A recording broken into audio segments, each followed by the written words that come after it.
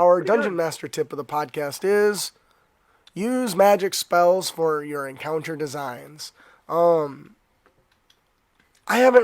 just started doing this recently because I realized that you can utilize the power and coolness of stuff that's in the DMG that your characters don't ever get to use, like higher level spells. And you can utilize those to shape your encounters. For instance, the magic jar. Basically the magic jar allows the caster to lock their soul inside of a container, and then once it's in there, their body goes catatonic, but they can possess anybody. They can attempt to possess people within 100 feet of the jar. And they can see through the jar as if it has eyes and all that stuff. That's pretty crazy. Oh, it gets better. When you take over somebody, their soul is trapped in the jar. So imagine finding this jar and somebody tries to possess you and takes it over.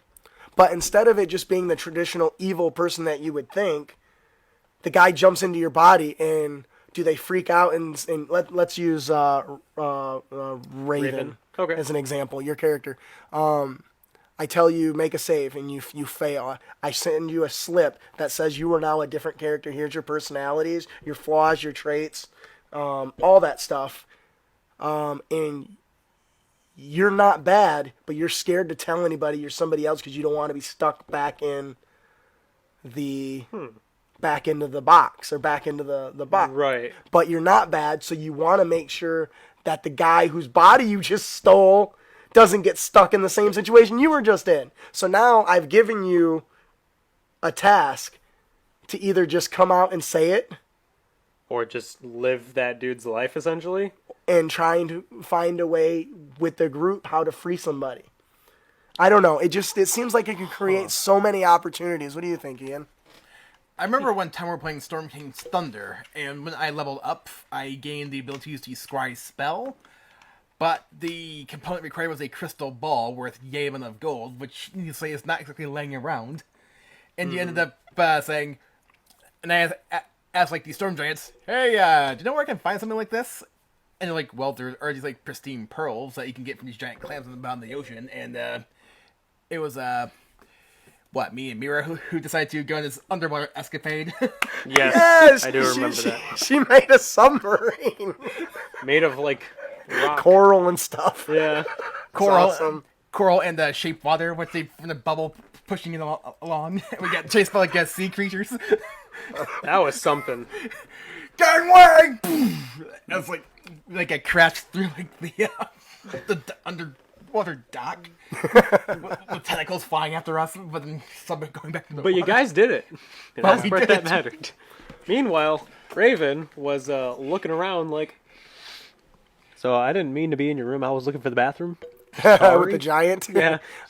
Anyway, so back to this. What do you think about using? In this situation, I chose Magic Jar. Do you think that using spells could be great catalysts for encounter ideas? That's just something I came up by. Because there's one. Like D&D is obviously a very magical world, and who's to say that other things can't have these long lasting spells or Right. some what if this just this holy ground, I guess, just had Zone of Truth just stuck on it? You know what I mean? Oh, yeah. So you walk in there and suddenly the rogue can't lie anymore. Head on over to critacademy.com and check out our fantastic terrain where we have all kinds of 50 plus examples of this very thing. Yeah, it's you can have a lot of fun with this. Yeah. That's the idea. In another example would be the Guards and Wards spell. Now, when this is Didn't cast, you put this on a door? huh? Didn't you put a ward spell on a door? Yeah, glyph of warding. I think. Yeah, and it blew a whole lot of people up. Yeah, I did do including that. the hostage. Yeah. Yeah, including the hostage inside, myself who opened the door, my two friends, I guess air quotes, we're not really friends at the time. And Friends afterwards. we were friends afterwards, and then we all became friends to the Deep Lord. Not because of myself or anything. It was totally my fault. But, Oh, that's funny. but yeah, Wards. Use those. They're great. Well, in guards and wards, basically the spell effect itself affects a big area, like 2,500 square feet or something. But you can do things like filling an area repeatedly with spider webs. Huh. Now, at first I was trying to think, why would you do that? Why would that even be? It would just be inconvenient, wouldn't it?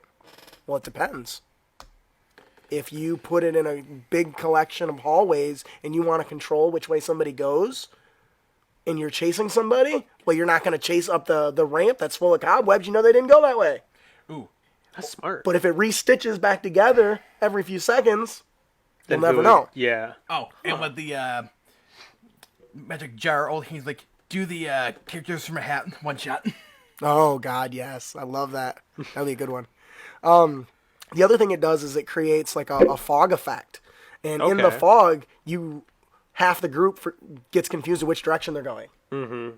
So you always think you're going the wrong direction, or half the group's always going the wrong direction. Someone better make a really good survival check. Doesn't matter. Yeah, I guess it it's true, just yeah. says that 50% think they're going the other direction. It's right.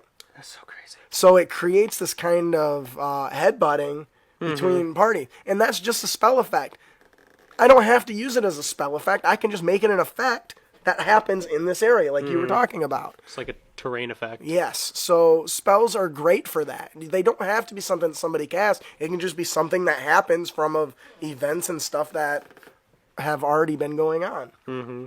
So... Because this is a world, and the world has been alive longer than the players. Yeah, and it's permeated with magic.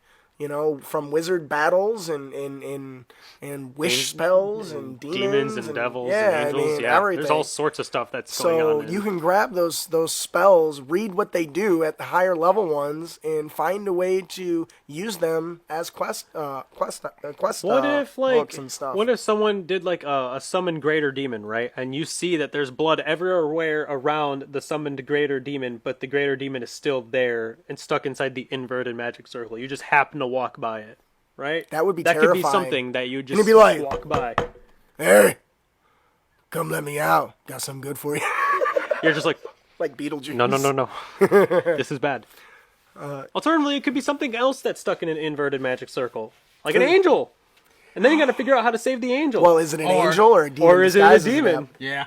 Yeah, It's a polymorph something. Yeah, it's a demon disguised as an angel to try to get out. Which is smart too. Like, Hey guys, I'm stuck. can you help me real quick? How'd you get in there? Magic circle. I was summoned. Didn't go well. It was an accident. Anyways, you can do a lot. So when you're go through the higher level spells that your characters don't run into very often, and see what they do, and find a way to twist them into story hooks and encounters. So that'll do it for our Dungeon Master tip of the podcast. Use magic spells for adventure and encounter designs. Yes. That's long-winded. Mouthful. Use magic spells for encounters. Yes, there you go. Hey, thank you so much for all your support and watching our video. We hope you enjoyed it. We are the hosts of the Crit Academy, a Dungeons & Dragons discussion podcast. Be sure to hit that subscribe button. And be sure to ring that bell. Get our latest content as we toss it out there. And it's good stuff. Everyone loves fat loots and great D&D inspiration. Keep your blade sharp and spells prepared, heroes.